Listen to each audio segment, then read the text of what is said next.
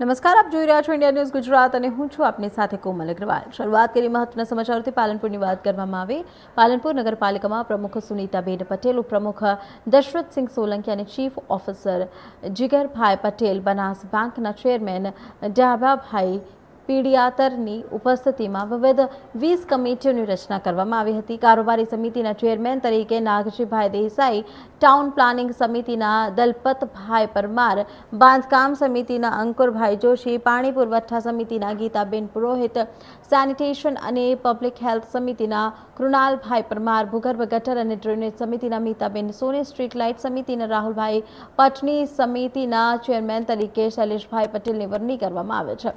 આ ઉપરાંત અન્ય વિવિધ સમિતિઓના ચેરમેનોની પણ નિમણૂક કરવામાં આવે છે। તો નવીન રચાયેલી તમામ કમિટીઓના ચેરમેનોને ઉપસ્થિત સભ્યો તેમજ ભારતીય જનતા પાર્ટીના સંગઠનના હોદ્દેદારો દ્વારા શુભેચ્છાઓ પાઠવવામાં આવી હતી અને પાલનપુરના વિકાસ કાર્યોને વધુ ગતિ મળશે તેવી આશા પણ વ્યક્ત કરવામાં આવી હતી।